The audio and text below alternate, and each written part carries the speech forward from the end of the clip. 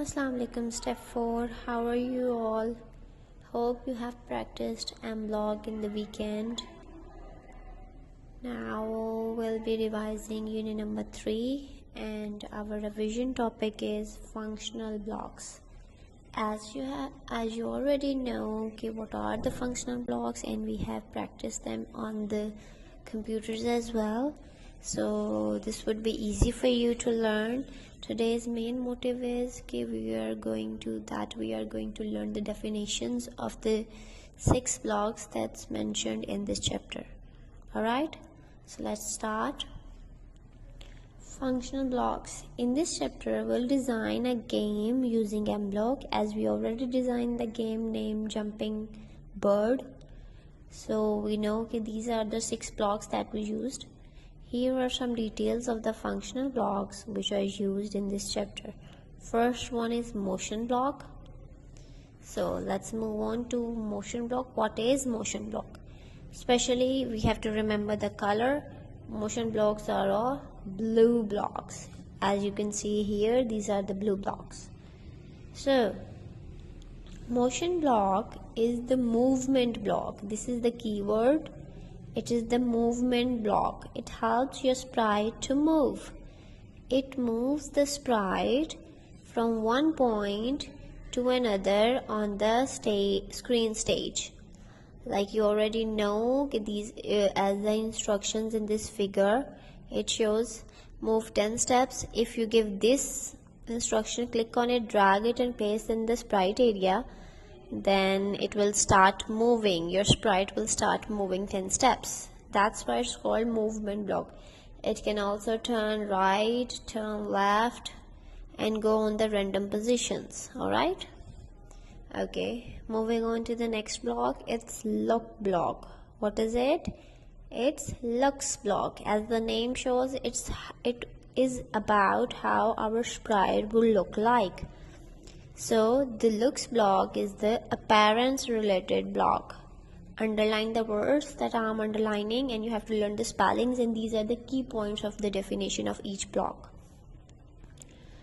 Appearance related block. Its color is purple, and these are the few blocks that looks block allow us to do. It can help us to switch means change, switch the costumes and other things. Alright, okay, moving on to the next page number 40. Yes, next one is sound block. Sound block, its color is pink or magenta. It's already written in the definition, pink or magenta.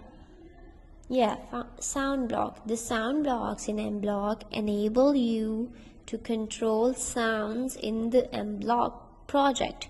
So any project, as in the previous project, we have added the sound of ups and clap. That we have done it by using the sound block. So the blocks are used for adding and managing the sounds of sprites or backdrops. Backdrops could be like the backgrounds. We could add the sound for the background as well, or for the sprite as well. These blocks are pink or magenta. You can see the color in here. Alright, moving on to the next block. It's control block. Control block is of orange color.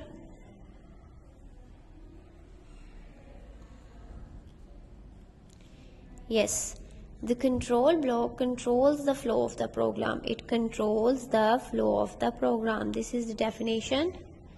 And then we got example here.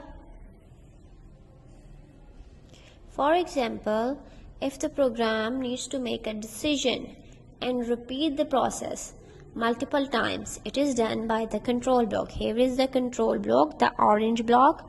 These are the blocks that it allows. And we have used this one, repeat 10 times. Yeah, it's now more visible for you, and it's already, you can see it on the computers or laptops. So now moving on to the 5th block. It's sensing block. Its color is light blue. sky color, simply we could say. Yes, what does sensing block do? It's already a question in your of this chapter, and you already know what does it mean. The sensing block senses the change. Yeah, this is the question number 3 of unit number 3, and you have already learned it, and we have discussed this in class as well. Let's do it again. Yeah, sensing block, light blue color or sky color. Yeah, the sensing block senses the change in the input. It follows the direction in the form of mouse movement. When we move a mouse, the cursor will move on the screen and it senses the changes that happened in our game or any of the sprite. Press the button if we need to do the change. We'll click on it and the change will happen. Sensing the color and many more. These are the functions that sensing block allow, and we have selected this one, the touching thingy. Now we got variable.